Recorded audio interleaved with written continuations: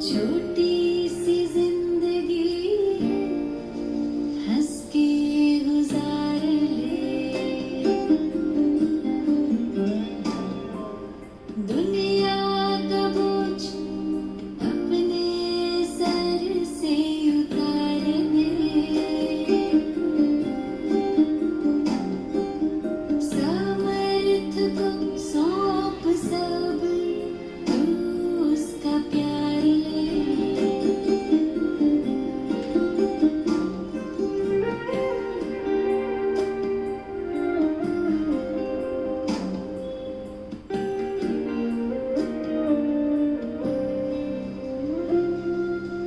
एक माटी का दिया हो अंधियारों से है लड़ता,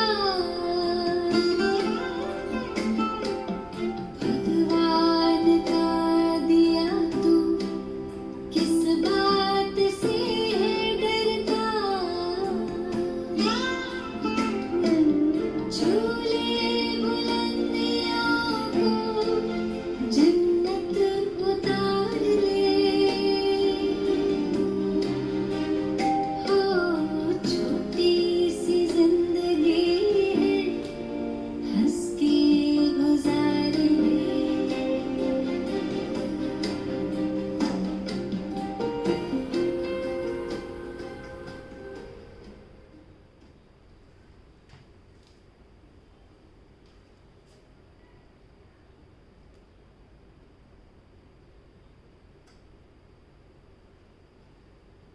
ओम शांति।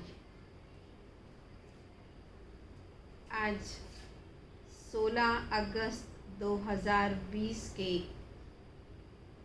बाप दादा के अव्यक्त महावाक्य हम सभी सुनेंगे। आज बाप दादा बच्चों को महाशिवरात्रि की अर्थात अपने जन्मदिन की और बच्चों के जन्मदिन की बधाई दे रहे हैं। आज के महावाक्यों में बाबा ने बहुत सुंदर राज बताया कि शिवरात्रि का दिन वास्तव में शिव बाबा के अवतरण का दिन है, अवतरण का यादगार दिन है। भक्त लोग एक दिन मनाते हैं, लेकिन वास्तव में पूरा ही संगम युग शिव बाबा के अवतरण का दिवस है। और बाबा ने एक गुह्य बात ये और बताई कि आप बच्चों की जो पढ़ाई चल रही है, इस पढ़ाई के मुख्य 4 विषय हैं: ज्ञान, योग, धारणा और सेवा।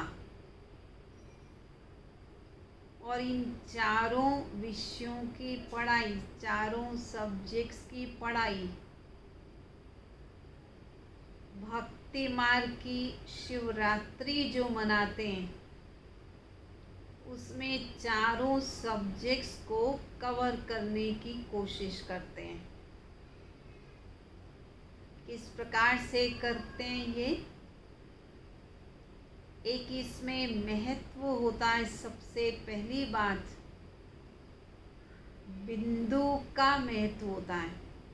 शिवलिंग पर जल अर्पित करते हैं, जल, दूध, फल इत्यादि। तो बिंदु का महत्व है। दूसरा, बूंद का महत्व है। शिवलिंग के ऊपर एक एक बूंद जल की पड़ती रहती है, तो वह बूंद है ज्ञान की बूंद। एक एक ज्ञान की पॉइंट वह बाबा क्लियर करते हैं। एक एक बूंद के बारे में समझाते हुए ज्ञान संपूर्ण रीति से बच्चों को समझा देते हैं। और बिंदु अर्थात योग, एक निराकार बाप से योग लगाना, ये भक्ति मार्ग में यादगार शिवलिंग की पूजा दिखा दी। तीसरा महत्व शिवरात्रि पर होता है व्रत का। व्रत का अर्थ है प्रतिज्ञा करना, अर्थात हमारा जो तीसरा सब्जेक्ट है धारणा करना। क्योंकि व्रत रख के ये दृढ़ संकल्प करते हैं कि हम इन चीज़ों का सेवन करेंगे और इनको नहीं खाएंगे। और ज्ञान मार्ग के हिसाब से दृढ़ संकल्प करते हैं कि हम सहनशील बनेंगे, हम अंतर्मुखी बनेंगे, हम नम्रचित्त बनेंगे। ये दृढ़ संकल्प करना, ये व्रत लेना अर्थात धारणा करना, ये धारणा का सब्जेक्ट कवर किया। और चौथा महत्व होता है जागरण का। शिवरात्रि के अवसर पर भक्त लोग जागरण किया करते हैं।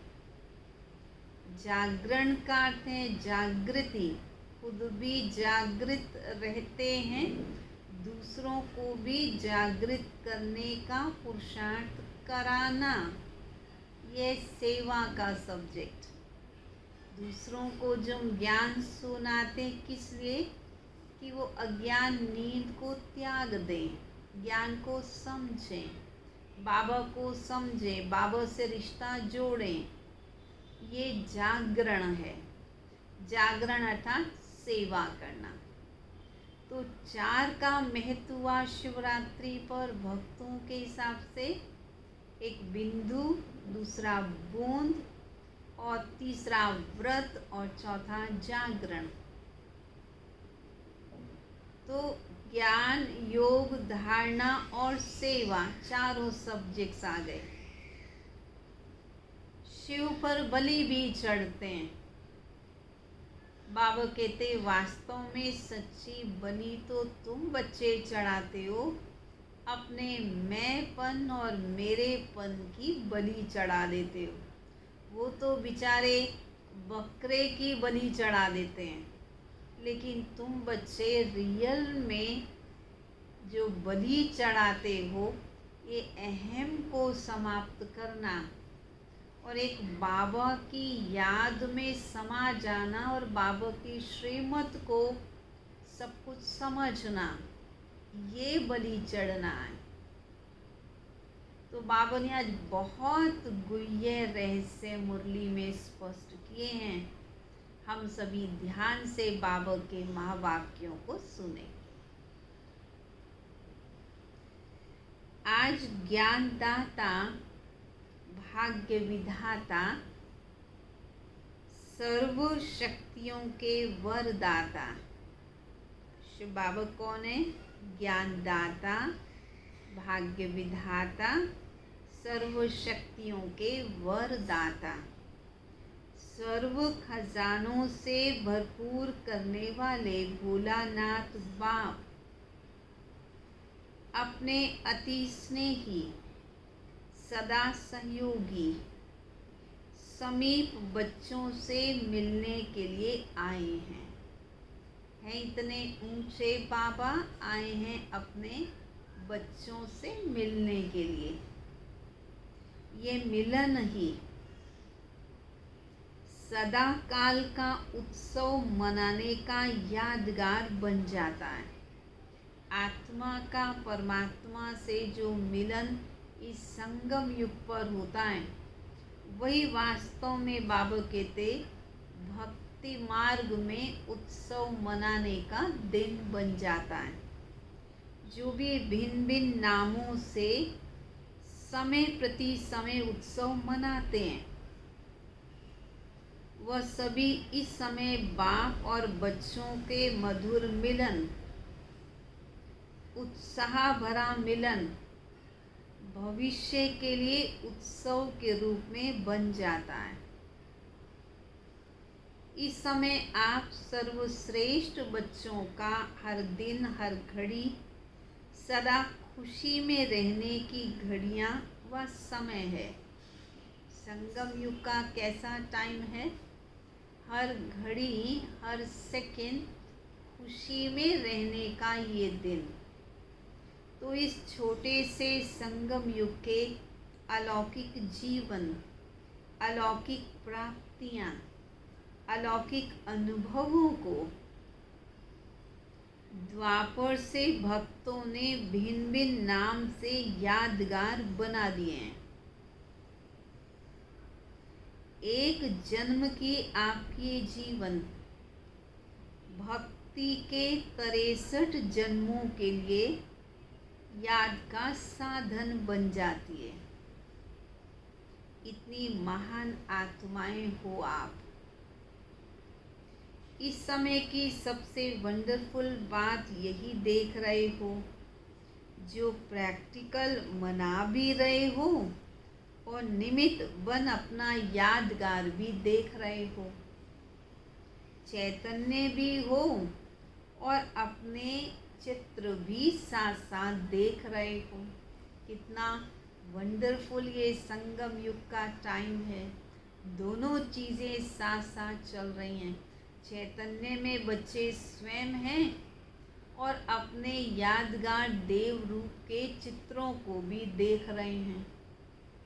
तो 5000 वर्ष पहले हर एक ने क्या क्या प्राप्त किया, क्या बने, कैसे बने, ये 5000 वर्ष का पूरा यादगार चित्र और जन्मपत्री सभी स्पष्ट रूप में जान गए हो, सुन रहे हो और देख देख हर्षित भी हो रहे हो कि हमारा ही गायन पूजन हमारे जीवन की कथाएं वर्णन कर रहे हैं।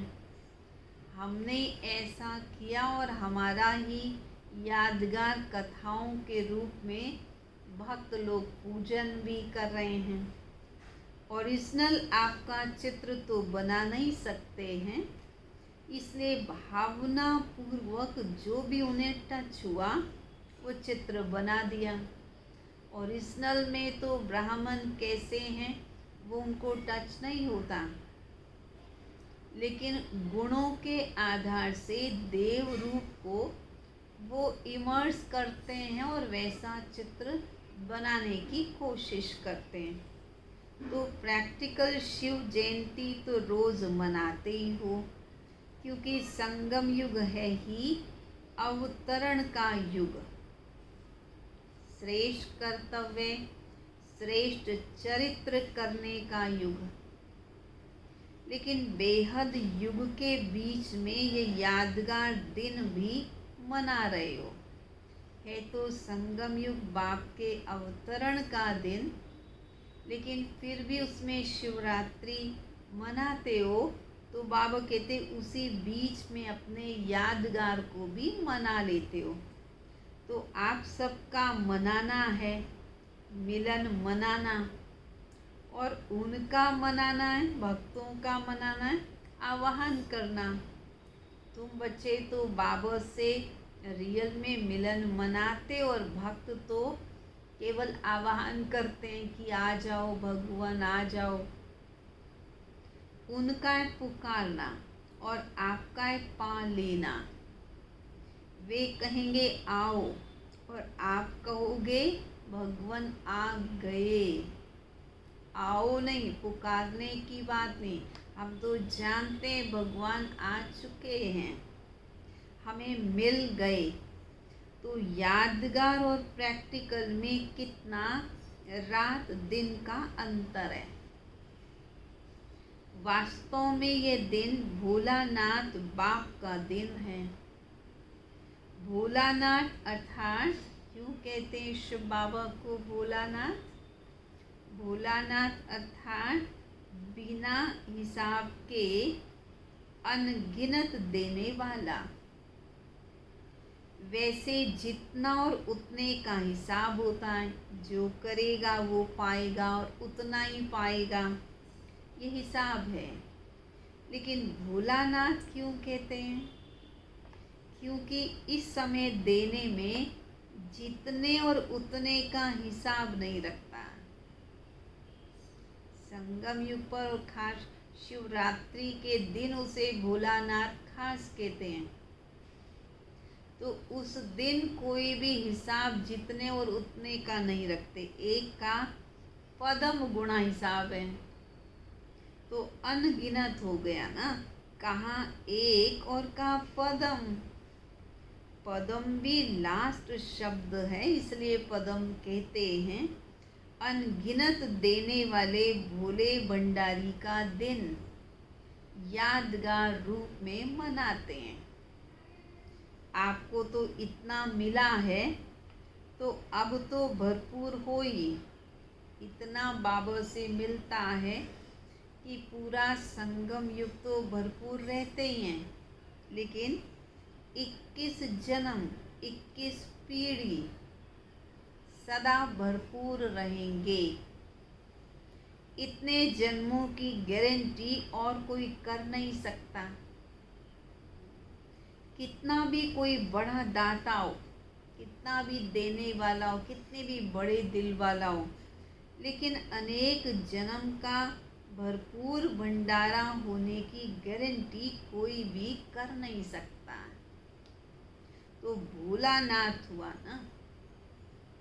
नॉलेजफुल होते भी भोला बनते हैं, इसलिए भोलानाथ कहा जाता है। वैसे तो हिसाब करने में एक एक संकल्प का भी हिसाब जान सकते हैं। जानना चाहें तो एक एक संकल्प का भी हिसाब जान सकते हैं। लेकिन जानते हुए भी देने में भोलानाथ ही बनता है। तो आप सभी भोलानाथ बाप के भोलानाथ बच्चे हो ना। एक तरफ भोलानाथ कहते हैं, दूसरे तरफ भरपूर भंडारी कहते हैं। यादगार भी देखो कितना अच्छा मनाते हैं। मनाने वालों को पता नहीं है, लेकिन आप तो जानते हो। जो मुख्य संगम युग की पढ़ाई है,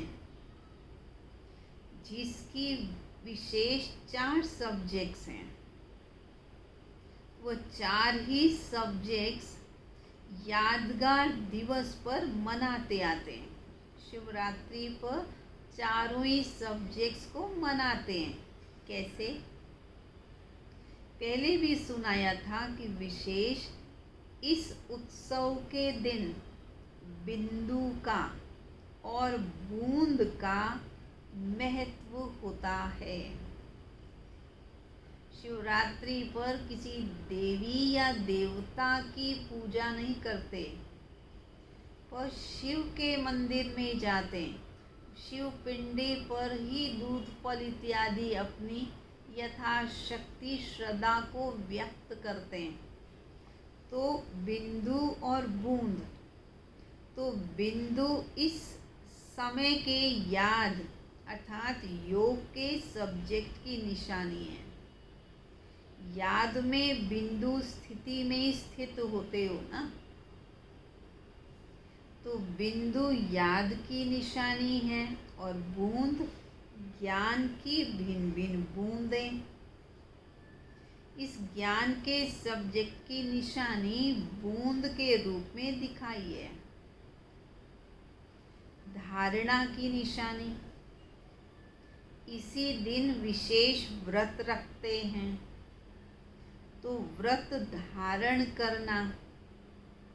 धारणा में भी आप दृढ़ संकल्प करते हो, तो व्रत रखते हो कि ऐसा सहनशील व अंतर्मुख अवश्य बन करके दिखाएंगे। ये दृढ़ संकल्प करते हो, धारणा करते हो, तो ये व्रत धारण करते हो ना। ये व्रत धारणा की निशानी है। और सेवा की निशानी, जागरण है। सेवा करते हो किसी को जगाने के लिए, अज्ञान नींद से जगाना, जागरण कराना, जागृति दिलाना, यही आपकी सेवा है। तो ये जागरण सेवा की निशानी है। तो चारों ही सब्जेक्ट्स आ गए ना। एक ही शिवरात्रि फेस्टिवल पर चारों ही चीज़ों को मनाते हैं ना, लेकिन सिर्फ रूपरेखा उन्होंने स्थूल रूप में बदल दी है। फिर भी भक्त भावना वाले होते हैं और सदा ही सच्चे भक्तों की निशानी होगी कि जो संकल्प करेंगे उसमें दृढ़ रहेंगे। इसलिए भक्तों से भी बाप का स्नेह है। क्यों बाबा भक्तों से भी प्यार करते हैं? क्योंकि भक्तों में भी भावना बहुत होती है, वो भी दृढ़ संकल्प करते हैं। और चारों बाबा के द्वारा पढ़ाई गई चारों विषयों को भिन्न भिन्न रूपों से वो मनाते भी हैं। फिर भी आपके यादगार को द्वापर से परंपरा तो चला रहे हैं ना। और विशेष इस दिन जैसे आप लोग यहाँ संगम युग पर बार बार समर्पण समारोह मनाते हो, अलग अलग भी मनाते हो, कभी एक ग्रुप का समर्पण समारोह, कभी दूसरे ग्रुप का, तो बार बार ऐसे मनाते हो। ऐसे आपके इस फंक्शन का भी यादगार वो भी भक्त मनाते हैं। तो वो कौन सा यादगार मनाते हैं?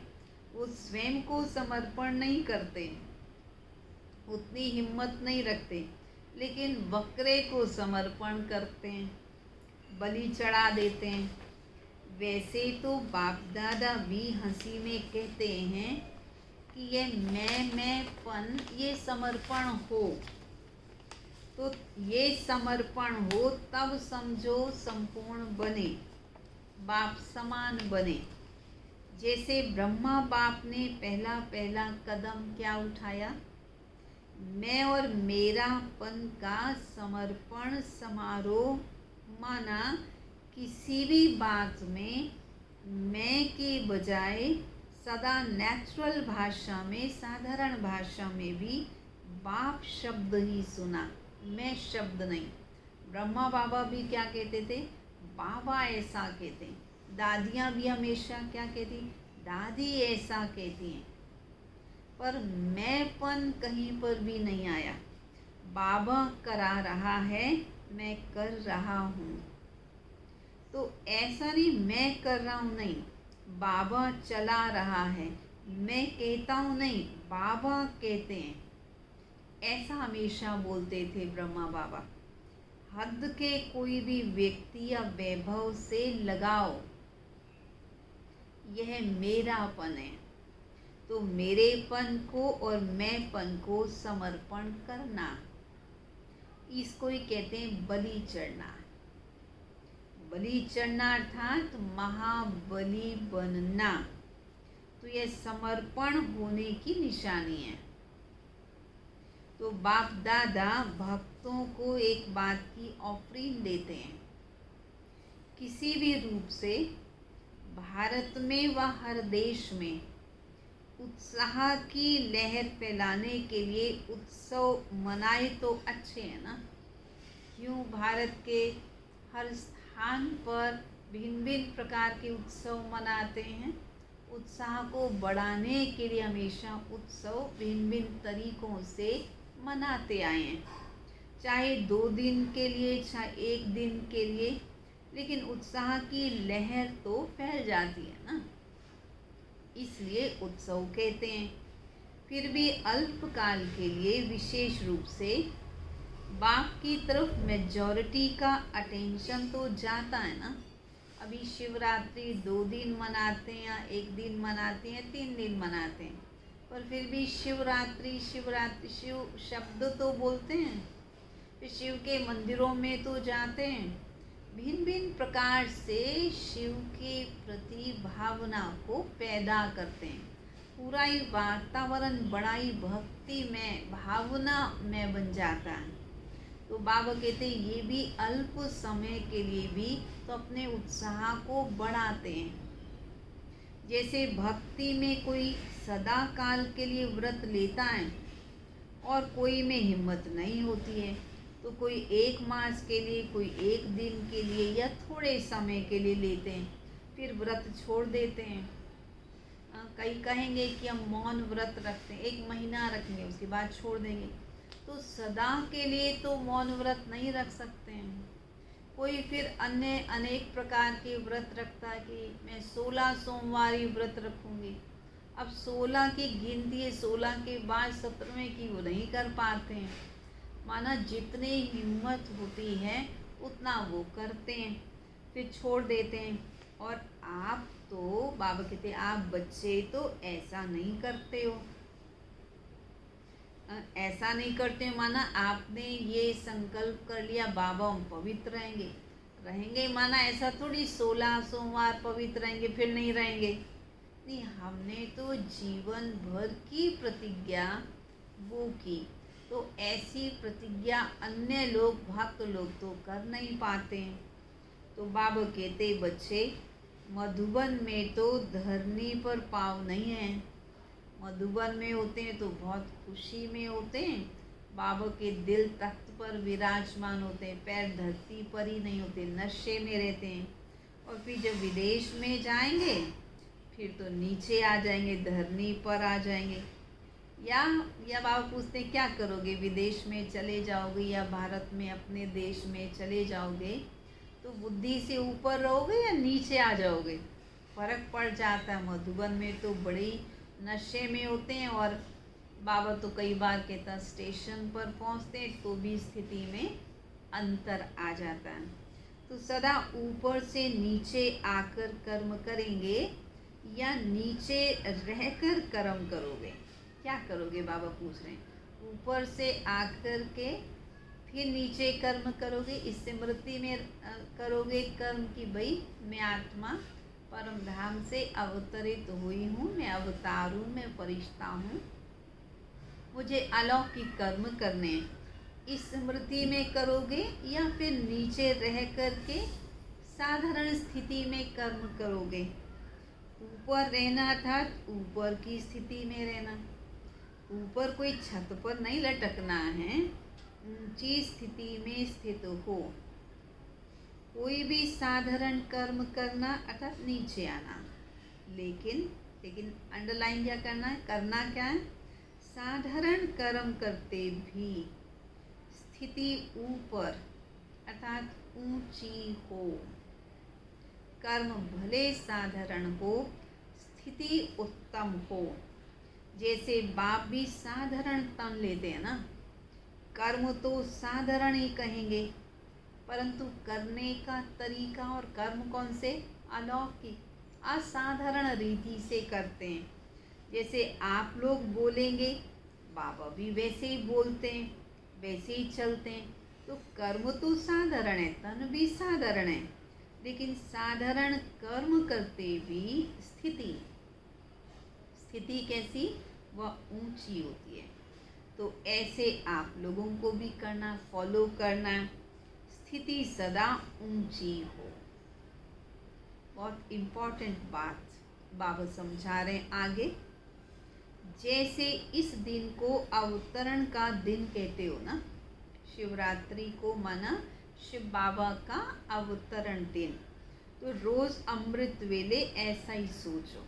क्या सोचो अमृत वेले, निद्रा से नहीं शांति धाम से कर्म करने के लिए अवतरित हुए हैं, ये सोचो। और रात को कर्म करके फिर शांति धाम में चले जाओ। आओ भी शांति धाम से कर्म करने के लिए, और जब सारे कार्य हो गए पूरे तो रात को भी सबको समेट के बाबा को हैंडओवर करके फिर शांति धाम चले जाओ। तो अवतार अवतरित होते ही हैं श्रेष्ठ कर्म करने के लिए। उनको जन्म नहीं कहेंगे, अवतरण कहते हैं। ऊपर की स्थिति से नीचे आते हैं तो यह है अवतरण। तो ऐसी स्थिति में रहकर कर्म करने से साधारण कर्म भी अलौकिक कर्म में बदल जाते हैं। जब ऊपर की स्थिति से नीचे आते हैं, इस स्मृति में रह कर के कर्म करते हैं, तो साधारण कर्म भी श्रेष्ठ हो जाते हैं, क्योंकि स्थिति ऊंची होती है। जैसे दूसरे लोग भी भोजन खाते हैं और आप भी खाते हैं, तो आप ब्रह्मा भोजन कहते हैं कि हम ब्रह्मा भोजन खाते हैं, तो फर्क हो गया ना। वास्तव में फर्क पड़ता है हमारी मन की स्थिति का। मान लीजिए हमने 36 प्रकार के या 56 प्रकार के व्यंजन बना दिए, लेकिन जब हमने परोसा, खिलाया, उस समय हमारी स्थिति साधारण है। बनाने के समय भी स्थिति साधारण है। बनाया तो बहुत कुछ, लेकिन पेश जो स्माइल करके करना चाहिए, पेश करने का जो तरीका होना चाहिए, यदि वह ठीक नहीं है तो वो सारे व्यंजन भी फीके हो जाते हैं। तो बाबा कहते हैं मन की स्थिति ही सबसे अधिक कार्य करती है। तो दूसरे लोग भी भोजन खाते, आप भी खाते, पर आप उसे ब्रह्मा भोजन कहते हो। चलते हो, लेकिन आप फरिश्ते की चाल चलते, डबल लाइट स्थिति में चलते, तो अलौकिक चाल, अलौकिक कर्म हो गया। तो सिर्फ आज का दिन अवतरण का दिन नहीं है, बल्कि पूरा संगम युग ही अवतरण दिवस है। तो पूरा संगम युग ही शिवरात्रि है। आज के दिन आप लोग बाप दादा को मुबारक देते हो, लेकिन बाप दादा कहते हैं पहले बच्चों को मुबारक हैं। अगर बच्चे ही नहीं होते तो बाबा को बाबा ही कौन कहता। बच्चे ही बाप को बाप कहते हैं, इसलिए पहले बच्चों को मुबारक। आप सब बर्थडे का गीत गाते हो ना, क्या कहते हैं? Happy birthday to you. बाप दादा भी कहते हैं happy birthday to you. Birthday की मुबारक तो बच्चों ने बाप को दी और बाप ने बच्चों को दी। तो मुबारक से ही पल रहे हो। बाबा इतनी मुबारकें दे देता है। बाबा कहते बच्चे मुबारकों से ही तुम पल रहे हो। आप सबकी पालना ही क्या है? बाप की, परिवार की बधाइयों से ही पल रहे हो। बधाइयों से ही नाचते, गाते, पलते, उड़ते जा रहे हो। यह पालना भी वंडरफुल है। एक दूसरे को हर घड़ी क्या कहते हो? बधाई हो। और यही पालना की विधि है। कोई कैसा भी है, वह तो बाप दादा जानते हैं। आप भी जानते हो कि नंबरवार तो होंगे ही। अगर नंबरवार नहीं बनते, फिर तो सतयुग में कम से कम 1.5 लाख तक तो बनाने पड़ते। केवल बाबा क्या कह रहे हैं? अगर इतने राजा बनते, सब नंबर 1 पुरुषार्थी होते, तो केवल 8 तख्त की बजाय 1.5 लाख तख्त बनाने पड़ते। इसलिए नंबरवार तो होने ही हैं। तो नंबरवार होना है, लेकिन कभी कोई को अगर आप समझते हैं कि रॉन्ग है, मान लो हमारे सामने हमको दिखाई भी दे रहा वो व्यक्ति रॉन्ग है, ये अच्छा काम नहीं कर रहा, ठीक नहीं कर रहा, तो रॉन्ग को राइट करने की विधि या यथार्थ कर्म करना नहीं चाहते, नहीं जानते, यथार्थ कर्म नहीं करने वाले को यथार्थ कर्म सिखाने की विधि क्या? मान लो कोई रॉन्ग कर रहा है, ठीक नहीं कर रहा, पर रॉन्ग को राइट कैसे करें या उसको यथार्थ कर्म करना कैसे सिखाएं, वह क्या है? कभी भी उसको सीधा नहीं कहो। देखिए बाबा युक्ति बता रहे हम बच्चों को कि कभी भी उसे डायरेक्ट ये नहीं बोलो कि तुम रॉन्ग हो। ये कहने से वो कभी नहीं बदलेगा। जैसे आग बुझाने के लिए आग नहीं जलाई जाती, उसको ठंडा पानी डाला जाता है। इसलिए कभी भी उसको पहले ही कहो कि तुम रॉन्ग हो, तुम रॉन्ग हो, तो वो और ही दिल शिकस्त हो जाएगा। पहले उसको अच्छा अच्छा कह करके थमाओ तो सही, पहले पानी तो डालो, फिर उसको सुनाओ कि आग क्यों लगी। पहले ये नहीं कहो कि तुम ऐसे हो, तुमने ये किया, तुमने ये किया, तुम गलत हो। ये ठंडा पानी पहले डालो, पीछे वह भी महसूस करेगा कि हाँ, आग लगने का कारण क्या है और आग बुझाने का साधन क्या है। अगर बुरे को बुरा कह देंगे, रॉन्ग को रॉन्ग कह देंगे, ये आग में तेल डालते हो। इसलिए बहुत अच्छा कह करके पीछे उसको कोई भी बात दो तो उसमें सुनने की, धारण करने की हिम्मत आ जाती है। इसलिए सुना रहे थे कि बहुत अच्छा, यही बधाइयाँ हैं और यही सबको कहो। जैसे बाप दादा भी कभी किसी को डायरेक्ट रॉन्ग नहीं कहेंगे, मुरली में सुना देंगे राइट क्या है, रॉन्ग क्या है। लेकिन अगर कोई सीधा आकर पूछेगा कि क्या मैं रॉन्ग हूँ, तो कहेंगे नहीं, तुम तो राइट हो, क्योंकि उसमें उस समय हिम्मत ही नहीं होती है। जैसे पेशेंट कोई जा भी रहा होता है, आखिरी सांस होती है, तो भी डॉक्टर से अगर पूछेगा कि क्या मैं मरने वाला हूँ, तो डॉक्टर कभी नहीं कहेगा हाँ तुम अभी मरने वाले, तुम अभी जाने वाले हो, क्योंकि उस टाइम उसके अंदर हिम्मत ही नहीं है। तो किसी की दिल कमज़ोर हो और आप अगर उसको ऐसी बात कह दो, उसका दिल कमज़ोर है, शरीर कमज़ोर है, उसको कह दो आप ऐसे हो, तो हार्ट फेल हो ही जाएगा।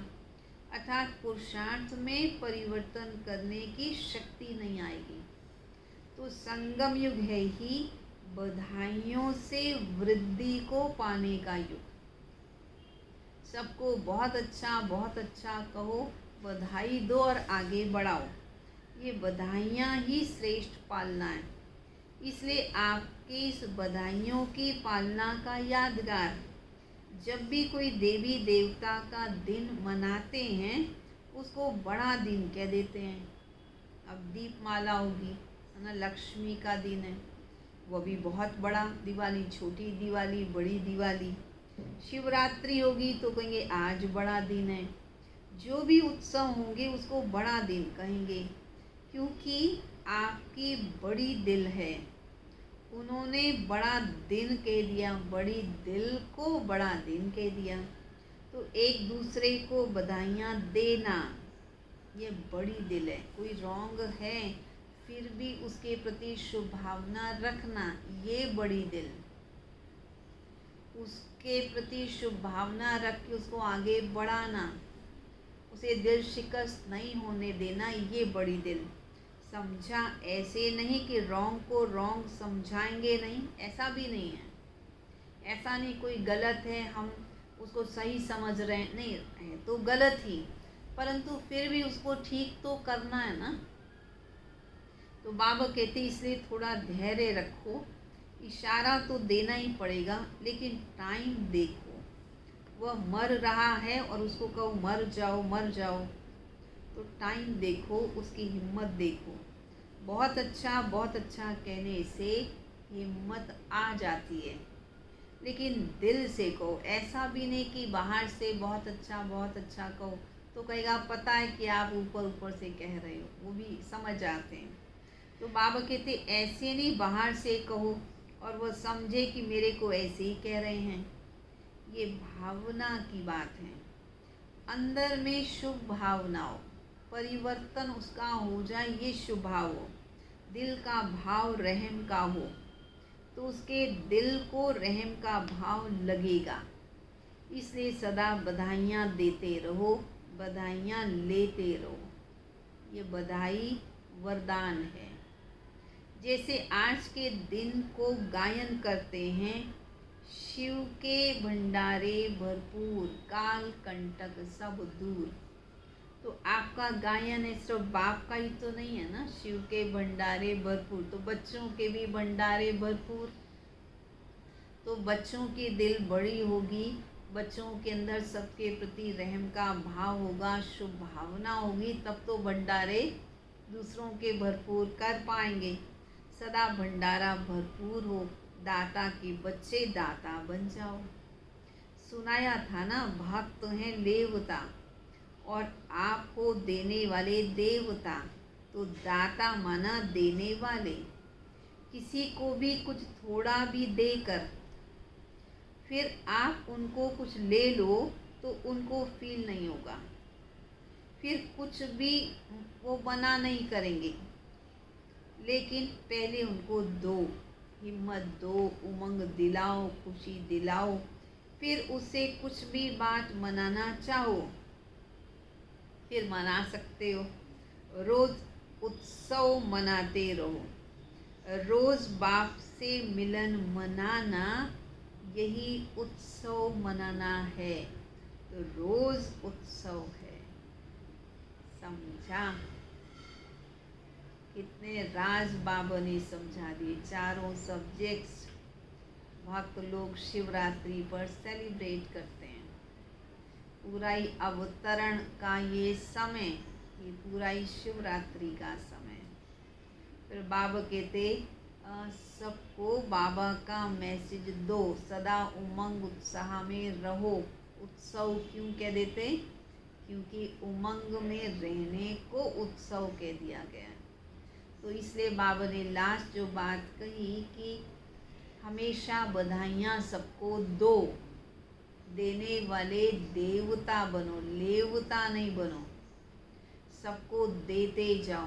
भले कोई रॉन्ग भी है, ये भी समझ में आ रहा है, सत्यता में रॉन्ग है, पर फिर भी उसको राइट करने की विधि बताने का तरीका बाबा ने समझाया कि पहले उसको भले राइट कहो, हाँ तुम बहुत अच्छे, तुम बहुत अच्छे, तुम ठीक, हाँ बाद में इशारा देना पड़ेगा, बताना भी पड़ेगा, परंतु पहले उनकी हिम्मत को बढ़ाना है। तो पहले उनको कुछ दें, तो उसके बाद फिर कुछ लेंगे, तो फिर वो सहज देने के लिए तैयार हो जाएंगे। अच्छा, चारों ओर के बच्चों को संगम युग के हर दिन के अवतरण दिवस की अविनाशी मुबारक हो। सदा बाप समान दाता और वरदाता बन हर आत्मा को भरपूर करने वाले मास्टर भोलानाथ बच्चों को सदा याद में रहे, हर कर्म को यादगार बनाने वाले बच्चों को सदा स्व उन्नति और सेवा की उन्नति में उमंग उत्साह से आगे बढ़ने वाले श्रेष्ठ बच्चों को विशेष आज के यादगार दिवस शिव जयंती, सुब्रह्मण्य जयंती, हीरे तुल्य जयंती, सदा सर्व को सुखी बनाने की, संपन्न बनाने की जयंती की मुबारक और याद प्यार और नमस्ते। रूहानी बच्चों की, रूहानी बाप दादा को याद प्यार, नमस्ते, नमस्ते, नमस्ते। वरदान। हर शक्ति को ऑर्डर प्रमाण चलाने वाले मास्टर रचिता भाव। कर्म शुरू करने से पहले जैसा कर्म वैसी शक्ति का आवाहन करो। मालिक बनकर ऑर्डर करो, क्योंकि ये सर्व शक्तियाँ आपकी भुजा समान हैं। आपकी भुजाएं आपके ऑर्डर के बिना कुछ नहीं कर सकती। ऑर्डर करो, सहन शक्ति, कार्य सफल करो। तो देखो सफलता हुई पड़ी है, लेकिन ऑर्डर करने की बजाय डरते हो, कर सकेंगे या नहीं कर सकेंगे। इस प्रकार का डर है तो ऑर्डर चल नहीं सकता। इसलिए मास्टर रचिता बन हर शक्ति को ऑर्डर प्रमाण चलाने के लिए निर्भय बनो। स्लोगन। सहारे दाता बाप को प्रत्यक्ष कर सबको किनारे लगाओ। बाबा है सहारा देने वाला, उस सहारे दाता बाप को प्रत्यक्ष करो और सबको किनारे लगाओ, अर्थात सबको फाइनल मंजिल पर पहुंचाओ। फिर उनसे न्यारे बनो और बाप के प्यारे बनो। अच्छा, आज सबके लिए डायरेक्शन है। आज 3rd संडे है, इंटरनेशनल योग होगा शाम को 6:30 से 7:30 बजे। योग के लिए आ सकते हैं। योग के लिए स्वमान सुनेंगे। अपने पूर्वजपन के स्वमान में स्थित हो। कल्प वृक्ष की जड़ों में बैठ। क्या समझना है? मैं पूर्वज हूँ। कल्प वृक्ष की जड़ों में बैठ पूरे वृक्ष को शक्तिशाली योग का दान देते हुए अपनी वंशावली की दिव्य पालना करें। अपनी रचना की, अपनी वंशावली की पालना करें। कैसे? शक्तिशाली योग का दान करके। अच्छा, ओम शांति। चलेंगे सभी प्यारे बाबा की याद में।